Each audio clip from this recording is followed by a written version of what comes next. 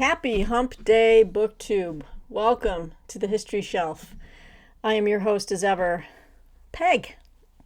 I'm glad you could join me today. Say, anyone in the mood for some more new history coming your way soon? Oh, I see all the hands all raising up out there. I see it. Are you getting your pen and paper ready? Get ready. We've got new books that are coming out in the next few months, spring and summer. I'm going to start with the finished copies. A few of these I will be reviewing for different trade publications and online journals, stuff like that. But I wanted to share with you what has come across the desk here at the History Shelf. Let's start with this one because I feel like I've gotten a little bit of an education on this topic already by a book I recently read and reviewed for Shelf Awareness, which was called Death is Our Business by John Lechner. And it was about the Wagner Group. And it's so weird in publishing how you get one book that comes out on something that no one's really written about too much, and then all of a sudden you see more books coming out the chute. So that's kind of what happened with this one. A publisher reached out to me and I said, actually, I would like to read this in light of what I've learned from this last book that I've read. So this is coming out May 13th. So today is the 7th. So, next week. And this is Putin's Sledgehammer, the Wagner Group, and Russia's Collapse into Mercenary Chaos by Candice Rondeau. This is put out by Public Affairs Books. Pretty decent sized book. This is far bigger than the other one I read. Death is Our Business, which I enjoyed. Let's see what angle this one takes. At what direction do they come in at the topic? In June 2023, the Wagner Group assembled an armed convoy that included tanks and rocket launchers and set out on what seemed like a journey to take control of Moscow. The last person to attempt such a venture was Adolf Hitler. As the Ukraine war devolved, Prigozhin's Wagner Group became Putin's most expendable yet effective shock troops, recruiting from prisons, true, and throwing poorly equipped fighters into meat grinder battles, also true. Wagner's power began from patronage, then grew from international theft and extortion, until it was so great it exposed the weakness of Russia's conventional military and became a threat to the Russian state, one that was not demonstrably eliminated until a private jet containing Wagner's core commanders was blown up in midair. That Yevgeny Prigozhin, a local criminal thug, was able to build a private army that was on the threshold of overwhelming the world's second largest country seems incredible. In fact, it was inevitable. Following the hollowing of the Russian military, the creeping use of contract groups for murky foreign missions, power struggles inside the Kremlin, and the ability of the new militias to corner and exploit the black economy. The black market. Okay. Told with unique inside sourcing and expertise, Putin's Sledgehammer is a gripping and terrifying account of a superpower that contracted its soul to a pitiless militia willing to expend human lives with industrial ruthlessness. Wow, that's a big one. It's 442 pages. I would say minus the notes and everything else, it's about 386. But this is definitely on my my to-read pile because I do want to compare it to what I've learned from the last book I read. But this one I think is going to go into far greater detail, maybe from a higher level. I think Death is Our Business was very much about the reporter on the ground and who he was able to talk to, which was in itself just priceless, because he put himself in harm's way many a time to just report from the ground.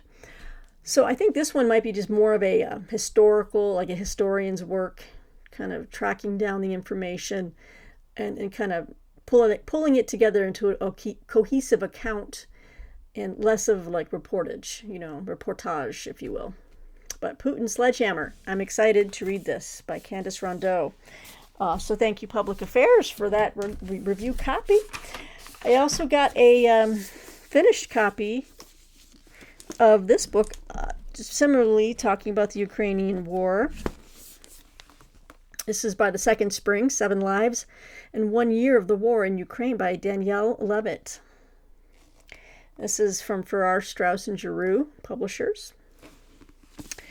Let's see here.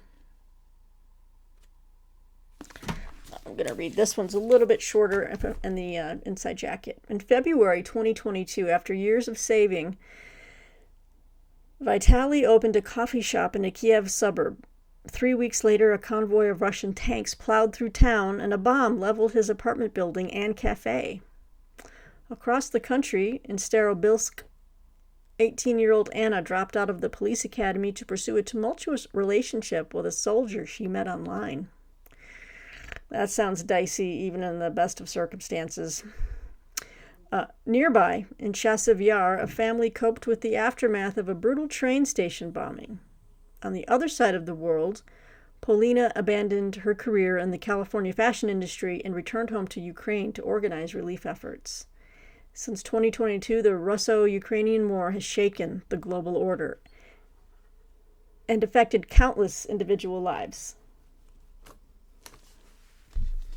One moment. Okay, sorry for that interruption. Hey, Bill, Martine says hi. That's what she wanted to do just now. And if you notice that our dogs mysteriously disappeared, yes, they did. I just decided to, they all needed to go outside, so she's taking care of that. And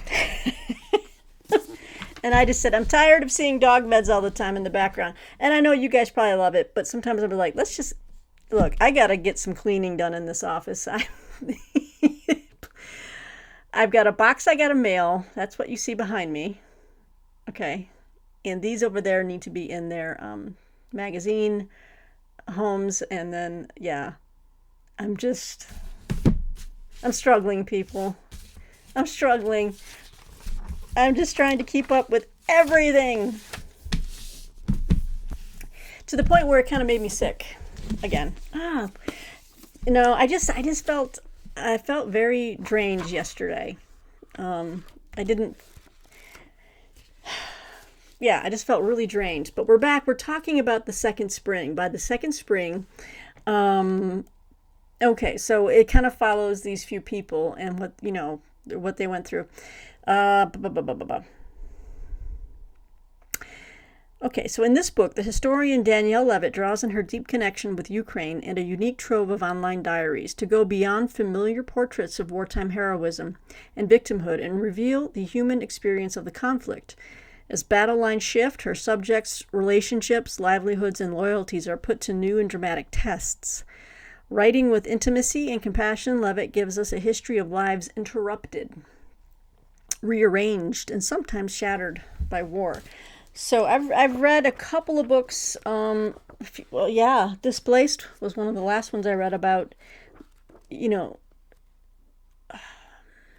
That one was from a Russian perspective, and that was really gripping because he kind of came at it from the angle of like, I'm against this, even though I'm Russian, but I can't really, for me to speak out, which he did in that book. He had to leave. Russia is not a good place to be, folks. It just isn't. And it's never... Oh, did I say that? And it's never been. It's just the rulers. I feel like the history of Russia,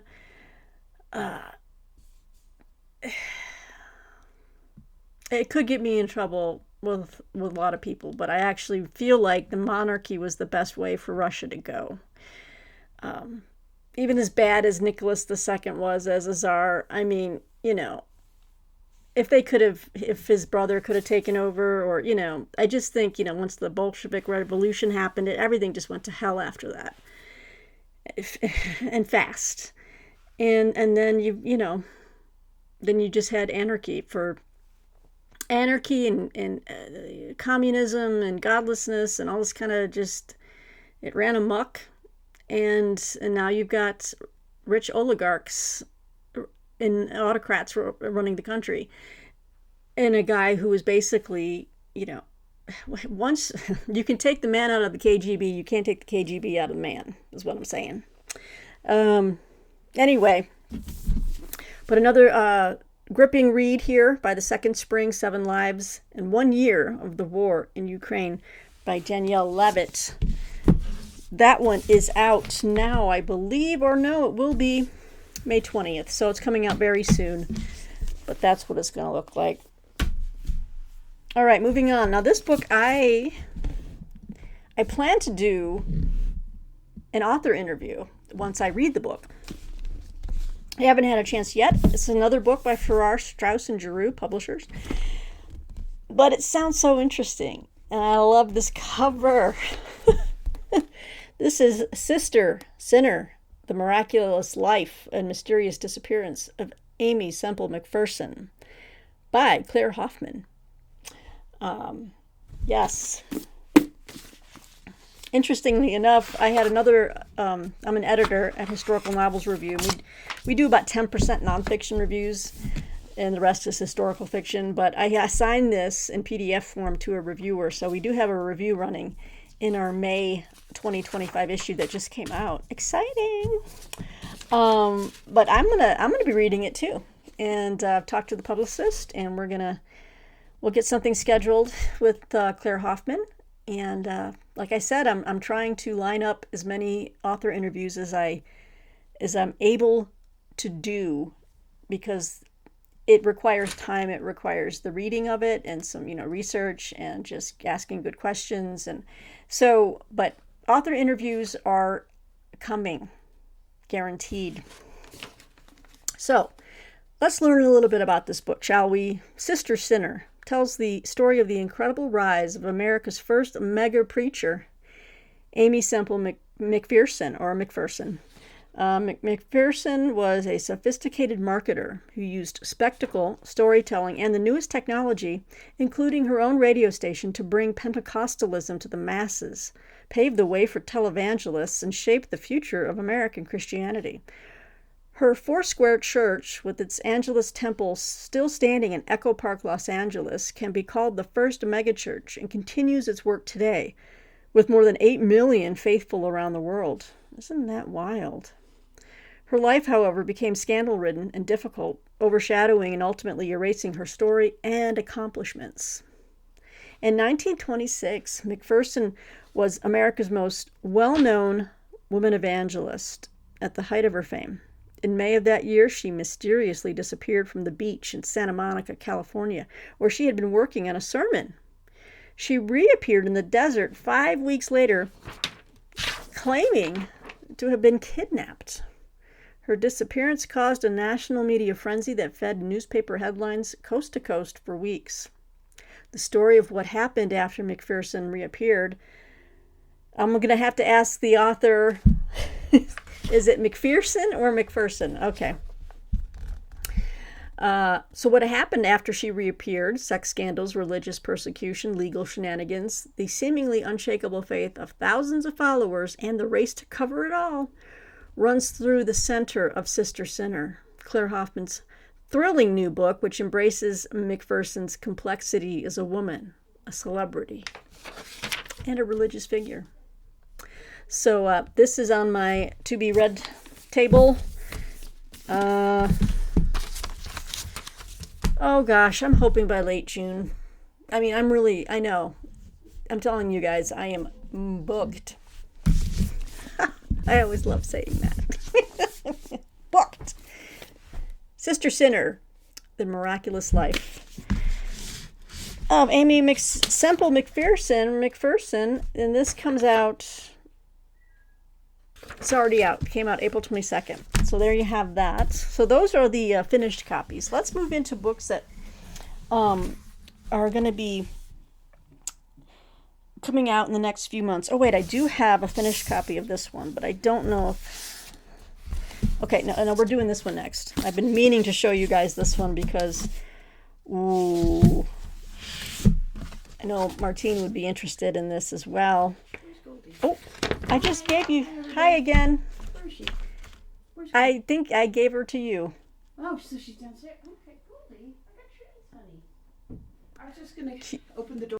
Communication breakdown. I gave her the dog. And now, okay. That's great. We're having one of those days with the dogs where we just can't keep track of them. It happens. So this book actually came out in March. I'm just getting to it now. My apologies. And this book is from Basic Books. But I am interested in reviewing it. Sorry about that. One of those days. All right, this book is called Rot, An Imperial History of the Irish Famine. Oh, I should have asked Martine how to pronounce that. Padraig X. Scanlon. Oh, this is going to be a good book. All about the Irish potato famine. So let's do a little read up here. In 1845, a novel pathogen attacked potato fields across Europe from Spain to Scandinavia, but only in Ireland were the effects apocalyptic. At least 1 million Irish people died, and millions more scattered across the globe, emigrating to new countries and continents. Less than 50 years after the union of Ireland with the rest of Great Britain, the newly formed United Kingdom, the most powerful country in the 19th century world, failed millions of its own citizens, leading to decades of poverty, ecological ruin, and collective trauma. How did this happen? Historian Padraig X. Scanlon recontextualizes the disaster's origins, events, and consequences in Rot. Incorporating vast archives of famine relief, Irish folkloric memory, and new insights from labor and environmental studies, Rot situates the Irish Great Famine in a larger history of ecological destruction and exploitation caused by British imperialism.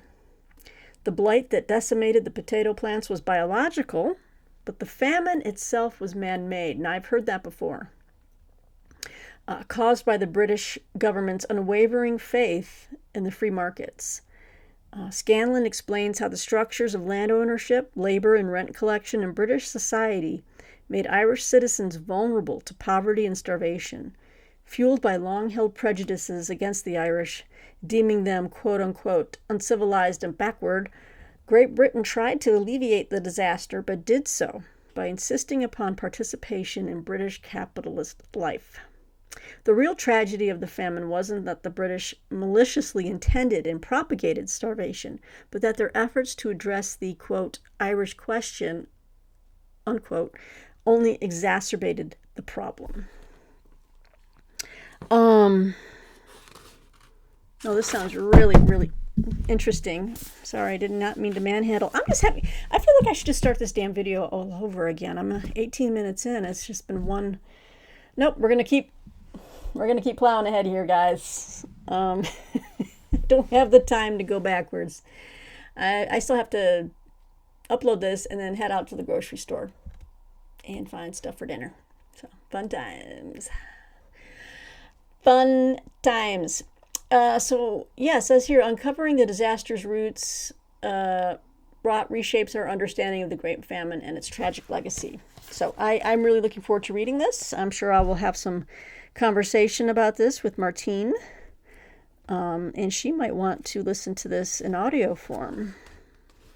Or maybe she won't, because it's really depressing, and it's enraging how the British treated the Irish. So, but Rot, An Imperial History of the Irish Famine. Let's check that out, guys. Let's get that on your list, because I'm going to read it. And let's talk about it. Shall we? Okay, so now we're... Deep, calming breaths. I can do this video. Also, you see a bed, now a bed is back in here again, right? So there's Goldie. She's been thrown back in here. She can't do anything without me. I love her. She searches for me. In every room I walk into, she's like, "Where's Mom?" She has a rawhide treat, which is keeping her occupato. So let's keep it that way. All right, so we're going to move into books. Let's take a look at what's coming up now in May, this month, because we're already in May. I cannot believe it. We've got a couple. Ooh, and I think you're going to be really excited by one of these. I'll save that one for the last. But let's start with this one, because you know me, I'm Air Force vet. Enjoyed my time in the Air Force. Big advocate of veterans, helping veterans, honoring veterans. Wounded Warrior Project is near and dear to my heart. Yeah, just all about it. But I love some World War II aviation history. And this one features women. This is Spitfires, you guys. The American Women Who Flew in the Face of Danger During World War II by Becky Aikman. This is out from Bloomsbury Publishing. And let's take a look here at my pub sheet. Get my pub sheet. It's just so good to have energy again. The last 2 days when it was just raining here nonstop, I guess I am affected by the fact that if the sun is not out here, I wither and die inside. No, I kid. Is there an actual blurb here? No. There's not what I need here, so I'm going to read from the back. They were crop dusters and debutantes, college girls and performers in flying circuses, all of them trained as pilots. Because they were women, they were denied the opportunity to fly for their country when the United States entered the Second World War. But Great Britain, desperately fighting for survival, would let anyone, even Americans, even women, transport warplanes. Okay.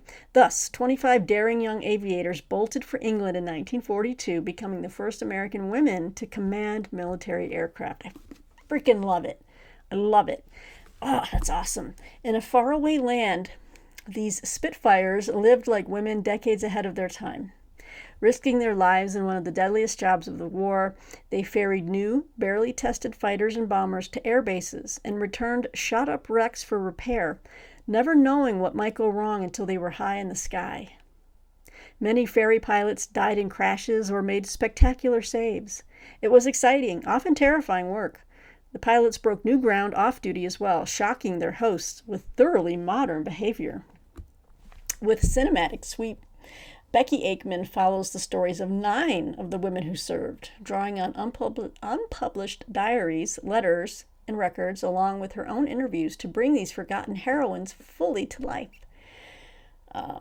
So doesn't that sound great? It's going to follow 9 of these ladies. Oh, man. Talk about living life to the fullest. Wow.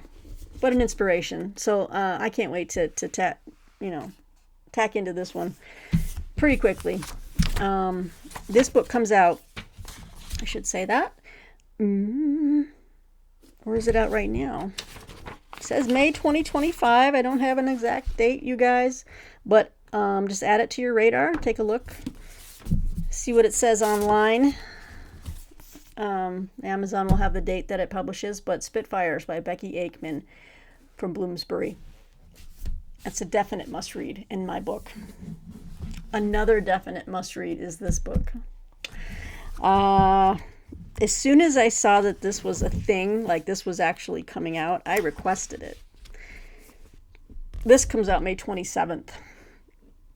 And in light of one of the first book reviews I ever did on this channel was for this author's work. He is the author of The Things They Carried. Yes, I'm talking about Tim O'Brien. So what is this? What is this I'm about to show you? I'm teasing it. Sorry. Okay. I'm the only one who laughs at myself. I think a lot of you laugh. Maybe not with me, maybe at me. I don't really care. I'm laughing with and at myself. This is Peace is a Shy Thing The Life and Art of Tim O'Brien by Alex Vernon. Look at this, you guys. Now, this is also, nope, this is by St. Martin's Press. It's going to be a beefy book. About 540 pages or so. Oh, I'm so excited. This is going to make me want to just dive into all of his work. And I'm probably going to reread the things they carried. You know what? I just had a light bulb moment. Oh, yes. I'm going to reread the things they carried and then do a video about rereading it and kind of like look back at my video where I did the book review, and I might do just like a reread review. What do you think? I don't know if you'd be interested, but it would tie in well with this book. So I think I'm going to learn a lot about the way he came at that book, because it's so, at the time, it threw me for a loop. I'm like, is it real? Is it memoir? Is it fiction? What is happening? And at first I couldn't get a straight answer. But then I finally figured out it was probably, he was influenced by stories he had heard, maybe some things he had seen. But anyway, this book I hope is really going to reveal the details of the writing of that book. But Peace is a Shy Thing, The Life and Art of Tim O'Brien.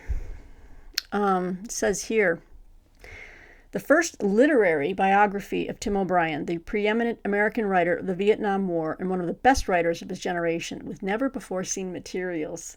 This is going to be great. Featuring over 100 interviews with family, friends, peers, and others, not to mention Tim O'Brien himself. Peace is a Shy Thing provides a nearly day-by-day, gripping account of O'Brien's 13 months as an infantryman in Vietnam and gives equal diligence to reconstructing O'Brien's writing process. Alex Vernon's comprehensive research uncovered countless gems about O'Brien's life and the journey that made him into a literary icon, including an unpublished short story about O'Brien from a college girlfriend, documentation of his comical involvement with the Washington Post's coverage of Watergate, and a 1989 attic exchange between American and Vietnamese writers on the eve of the publication of O'Brien's most beloved book, The Things They Carried, years before the two countries normalized relations. This is the kind of inside baseball, behind the scenes kind of stuff I cannot wait to dig into. This book is as much a history of the era as it is a story of O'Brien's life, from his small-town Midwestern mid-century childhood to winning the National Book Award and his status as literary elder statesman. A story which Vernon, a combat veteran of the Persian Gulf War and a literary scholar trained by officers and professors of the Vietnam era, is uniquely suited to cover. Fascinating. Now I'm equally intrigued by who Alex Vernon is and what other books he's written, or biographies, literary biographies he's written. I'm going to have to check it out. But I am all over this. Like white on rice, baby. Can I say that? No, give me a good metaphor. I am all like this, like bees to honey. Right? Yeah. Well, bees make honey. Oh, I am being really, really weird today. Okay. You know what I'm saying. This is up Peg's alley, is what I'm saying. Okay? So, St. Martin's Press, thank you so much for this copy. Cannot wait to dig in. Woo! All right. This book I am hoping to review for Shelf Awareness. And we're moving into July now, right? No, let's not do that. Let's stick with, I'm going to go chronologically. Oh gosh, no, wait, hang on. I've got another May book. I want to do month by month. All right, this book is from Alfred A. Knopf. This is going to be another World War II history. This is The Raider, a New England runaway, the Chinese Communists, and the Birth of U.S. Marine Special Forces in World War II by Stephen R. Platt. I knew I recognized his name. Stephen Platt wrote Autumn in the Heavenly Kingdom, which won the Kundal History Prize. Yes, it did, and that was in 2012 or 2013. Fascinating. Okay, so The Raider. Let's check it out. The extraordinary life of forgotten World War II hero Evans Carlson, commander of America's first Special Forces, secret confidant of FDR and one of the most controversial officers in the history of the Marine Corps, who dedicated his life to bridging the cultural divide between the United States and China. He was a gutsy old man. A corker, said another. You couldn't find anyone better. They talked about him in hushed tones. This Major Carlson, wrote one of the officers in a letter home, is one of the finest men I have ever known. These were the words of the young Marines training to be among the first U.S. troops to enter the Second World War. And the Major Carlson they spoke of was Evans Carlson, a man of mythical status, even before the war, that would make him a military legend, and I've never heard of him. By December of 1941, at the age of 45, Carlson had already faced off against Sandinistas in the jungles of Nicaragua and served multiple tours in China, where he embedded with Mao's communist forces during the Sino-Japanese War and learned their guerrilla tactics. These were the tactics he would import to the Pacific Theater in 1942 with his renowned Marine Raiders, the progenitors of today's Special Operations Forces, who fought behind Japanese lines on Guadalcanal with the collaborative spirit of gung-ho, a phrase Carlson introduced to the English language. Bet you didn't know that. I didn't know it either.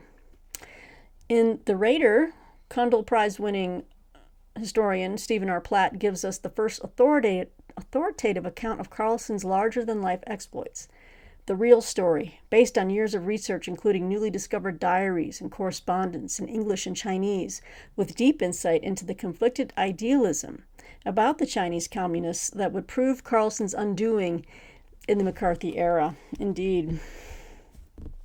Tracing the rise and fall of an unlikely American war hero, The Raider is a story of exploration, of cultural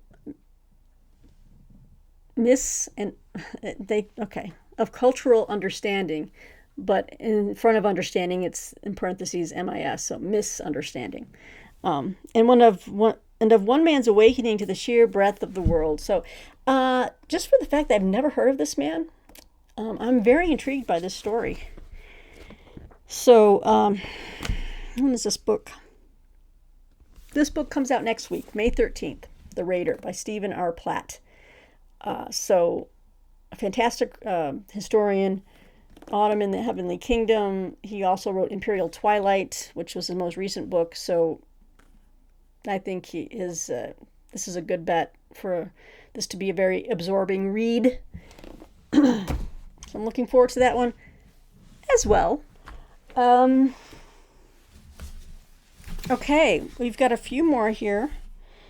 Let's do... Okay, so the next one is a June release. And now we're going to go back to Founding Fathers. Okay, this book is from Dutton. This comes out June 10th. This is John Hancock. Hi, Goldie.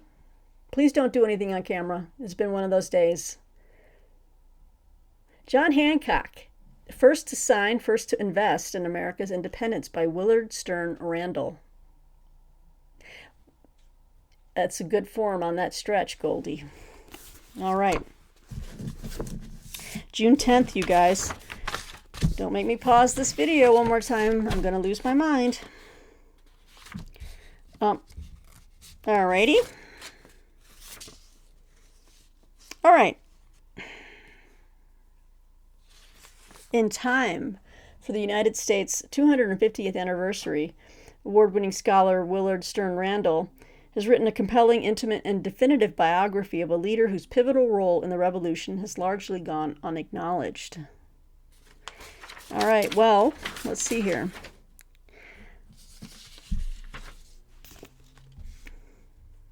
One moment. Perhaps I need to make these videos at 2 or 3 in the morning when everyone's sleeping. Just There's always something happening here. John Hancock was a contemporary of George Washington, Samuel Adams, and John Adams, but shockingly little has been written about the man himself, despite his central role in the Continental Congress. Existing biographies have relied on critical portrayals of his political opponents. Adding to the difficulty, few of Hancock's personal papers remain, in part because he left no heir. But by digging deeply into the public records and into the correspondence of Hancock's contemporaries, Randall has been able to uncover Hancock's relationships and accomplishments in fascinating new detail. Born to relatively modest means, Hancock was sent to live with his wealthy uncle and aunt as a child, who raised him as their own and prepared him to take over the family company. An incredibly successful businessman, Hancock began to get involved in politics in the mid-1760s. He quickly rose in the ranks, eventually serving as the president of the Continental Congress and the first governor of Massachusetts. Let's see here. So this book details all of the major moments in the American Revolution, from the Boston Tea Party to the battles of Lexington and Concord to the signing of the Declaration of Independence. Hancock's actions fundamentally altered each of these events and ultimately the course of the United States in ways never taught in the history books. Randall also dives into less-known parts of Hancock's life with nuance and compassion, including his education and controversial work with Harvard, his long courtship and complicated marriage to Dorothy Quincy, and his close relationship and eventual bitter rivalry with Samuel Adams. So Randall here aims to restore Hancock to his rightful place, celebrated for his achievements as one of our founding fathers at last. So, not too large of a book. Coming June 10th from Dutton. Page count here is about 260 pages. A little bit less than that if you don't look at the bibliography and index and all that. So let's see here. Okay. Next up. Whoopsie daisy. I am particularly ungraceful today. Isn't that nice? Right. Now we're moving into, I got a stack. Okay, now we're going to move into July. 2 books in July. Now we're getting to the book I said I might be reviewing for shelf awareness. Because how can I resist this woman? She is one of my heroes. She's been my hero for a very long time. I wrote a short story with her name in the title. I wrote a short story called The Girl Who Found Amelia Earhart. Yeah, I wrote that when I was younger. And it's got a sweet little spot in my heart. But I love her. I love it. Anything about her, I'm on it. Documentaries, I'm on it. Love it. Love anything about Amelia Earhart. This is a brand new book coming out called The Aviator and the Showman. Amelia Earhart, George Putnam, and the Marriage That Made an American Icon by Lori Gwen Shapiro. This is coming out July 15th from Viking Books. Okay, so pretty decent size. Let's see here, about close to about 440 pages, not including all the endnotes and index and bibliography. But yeah, my goal is to read this and review it for shelf awareness. So let's see here.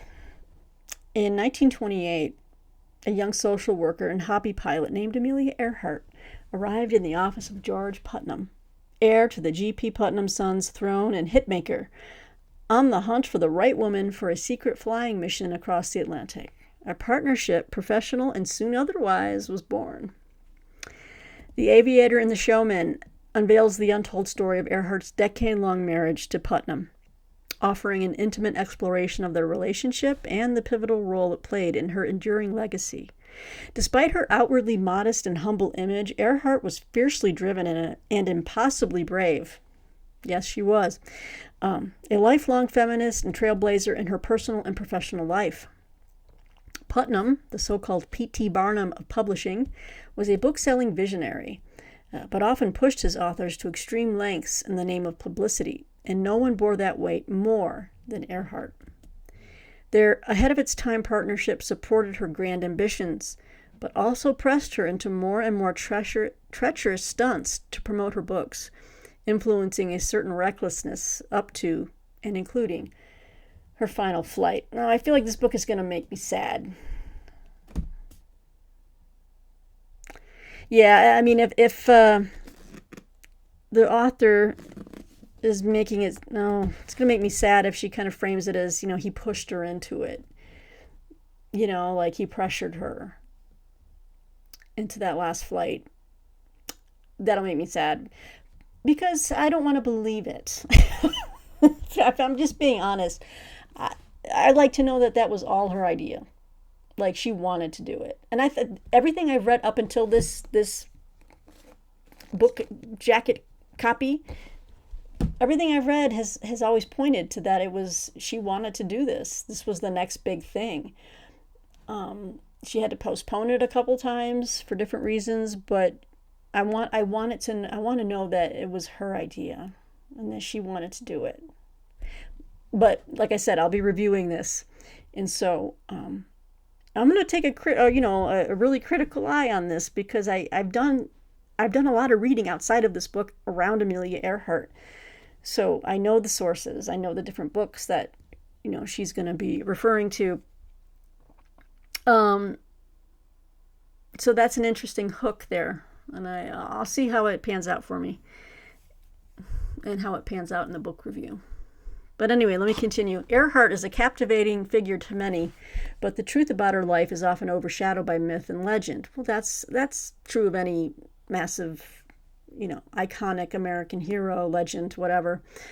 In this cinematic new account, Lori Gwen Shapiro emphasizes Earhart's human side, her struggles, and her authentic aspirations, the truths behind her brave pursuits, and the compromises she made to fit into societal expectations.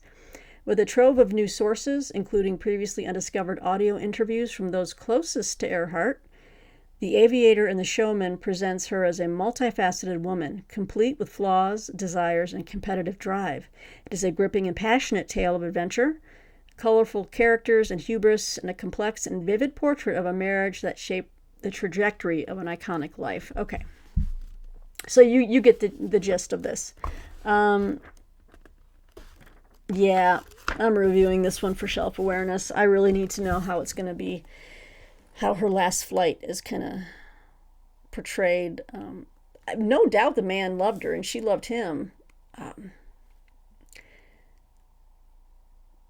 I mean, he put out the basically got the whole force of the country and the U.S. Navy out there searching for her. But yeah, I'll be reviewing this for shelf awareness, so stay tuned for further thoughts on this book. All right, July 15th, guys. Viking Books. Looks like it might be a winner. We shall see. And then back at some World War II history, we've got Tom Holland's brother. Tom Holland is the host, one of the hosts of The Rest is History. Now a massive, huge success. They're doing tours around the world now. They did a book. Now they're doing stage shows. They're doing, their podcast just went bananas. But anyway, his brother, James Holland, also has a podcast. I think We Have Ways of Making You Talk, which is a popular World War II history podcast as well. But he has written several books with the same type of approach where it's like the year is shortened to just the apostrophe. So, Casino 44, Normandy 44. Anyway, this is James Holland's new book coming out. James Holland and Al Murray, I should say. This is Victory 45, The End of the War in 6 Surrenders. This is coming out July 29th. From Atlantic Monthly Press, which is an imprint of Grove Atlantic. So, not for a few more months, and I've got some time to get to this one. But Victory 45, Let's see here. Let's see here. In May 1945, and then again in August and early September, the seemingly endless World War II finally came to a close in 6 dramatic surrender ceremonies, 4 in Europe and the last 2 in Japan. On the 80th anniversary of those historic events, celebrated historians James Holland and Al Murray chronicle them in turn, focusing especially on the human dramas behind each surrender and relating stories in a perspective. I don't know what just came out of my mouth. I don't know if that was a word. Relating stories and perspectives on the end of the war that have not previously been told. That's what they say. That's what they always say on these book jacket, the copy. Never before read, never before seen. Germany's armies submitted to the Allies in 4 ceremonies between May 2nd and June 7th, the latter after considerable delays by the Germans and threats from General Dwight D. Eisenhower, Supreme Allied Commander. Japan then finally conceded only after the bombing of Hiroshima and Nagasaki, initially on August 15th, and then in a formal ceremony aboard the USS Missouri on September 2nd. Holland and Murray focus on specific characters participating in each of these world-changing events, from ordinary servicemen and women and civilians to generals and political leaders. The saga of the first German surrender in Italy revolves around senior SS General Karl Wolff's personal battle to save his own neck and involves VIP prisoners locked up in a resort in South Tyrol, art theft, money laundering, and the resistance of other German commanders to give up. How dramatic. The German surrender to the Americans on May 5th follows the fortunes of Private Alan Moskin from New Jersey, whose 6th Infantry Regiment found themselves liberating Gunskirchen, one of Mauthausen's sub-concentration camps, the terrible reality of which affected the rest of his life. Wow, that's going to be some profound reading, I'm sure. The stories surrounding the war's end are in their own way as dramatic as the strategy and battles themselves. As Holland and Murray make clear, they add greatly to our understanding and appreciation of World War II and its legacies. I just don't think you can go wrong with Holland. Either brother. Because Tom Holland writes a lot of ancient history, Greek and Roman history, and then you've got James Holland, who's just cranking them out on World War II history. So I have a couple of his other books. I have his Normandy 44. I've got, The Rise of Germany and the Allies Strike Back in his War in the West trilogy. Can I ask a question? Does anyone know? When is the book 3 coming out in that trilogy? I have waited, 5 years? It feels like I've been waiting 5 years at least. Maybe not 5, 3.5 for the final book in his War in the West trilogy. I think I also have Burma 44. I think I have an arc of Burma 44. But anyway, I might have most of his books actually in arc form. But now we have Victory 45 closing it all out, coming to you July 29th from Atlantic Monthly Press. And if you're a Holland fan, Holland fan, yes, you're going to be so happy to see this. So keep an eye out. I can't believe I'm already hitting the 50. I thought for sure there's no way I'm going to do a 50-minute video again. They just keep happening. I don't know what to say. All right.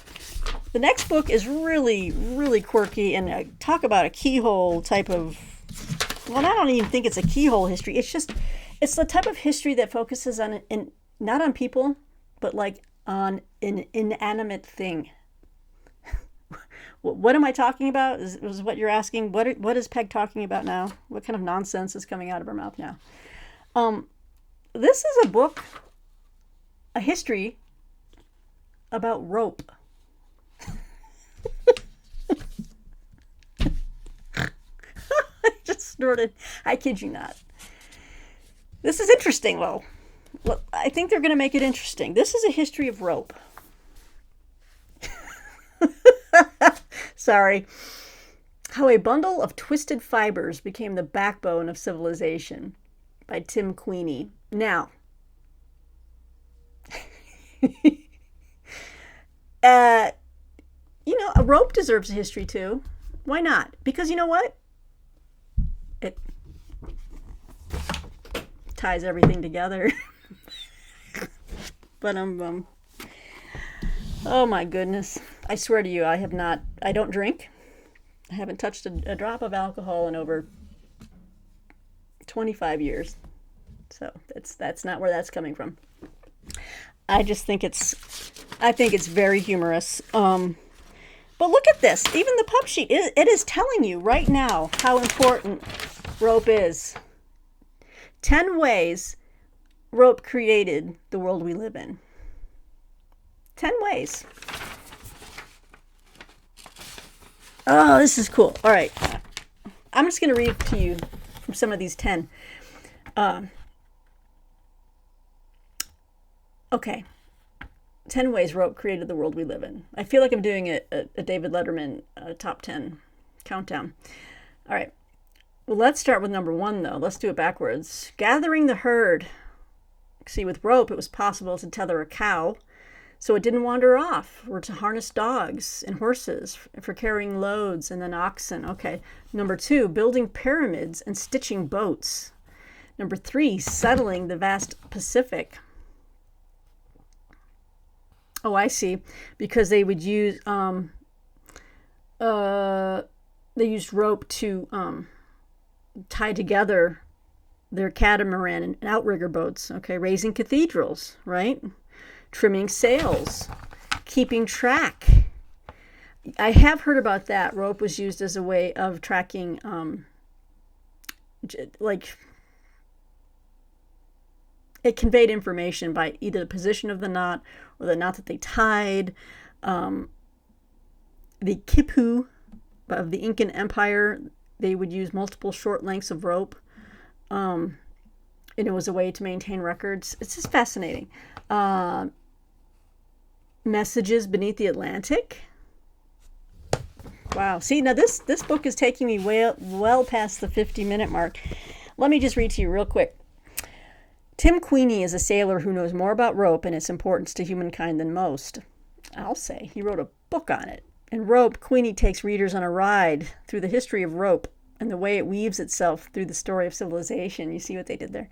From Magellan's world-circling ships to the 15th century fleet of Admiral Zheng He to Polynesian multi-hulls with crab claw sails, he shows how without rope, none of their adventurous voyages and discoveries would have been possible. Time traveling, he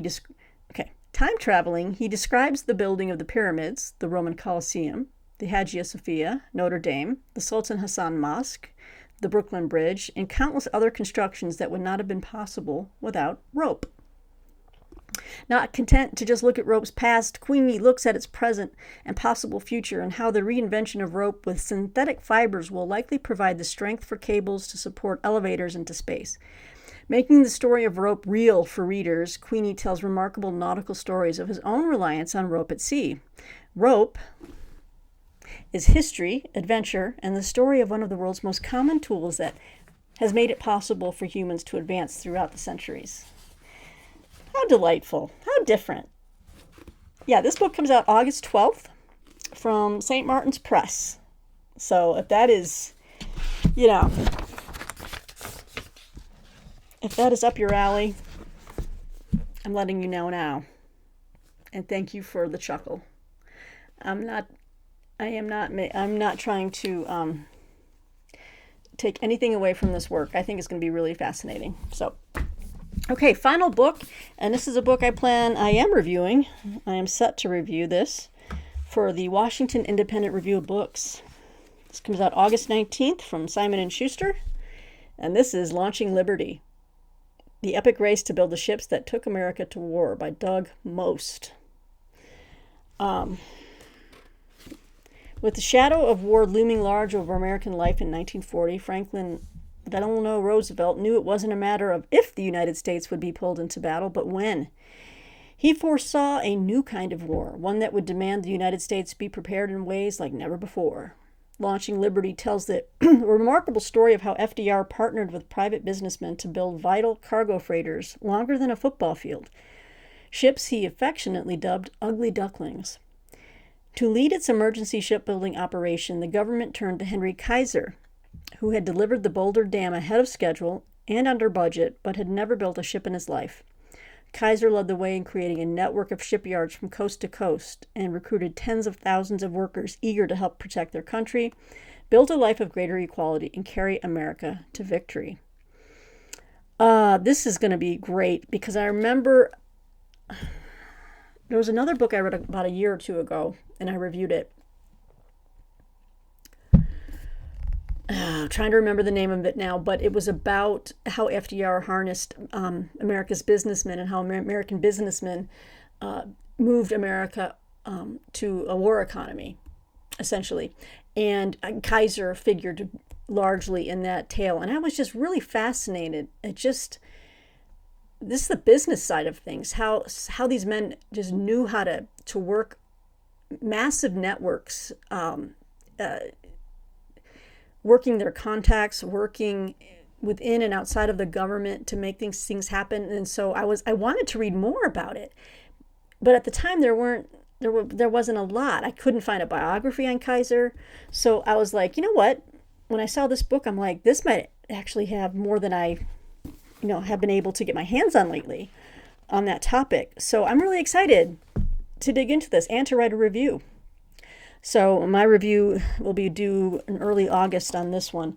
So again, August 19th from Simon & Schuster Publishing, Doug Most.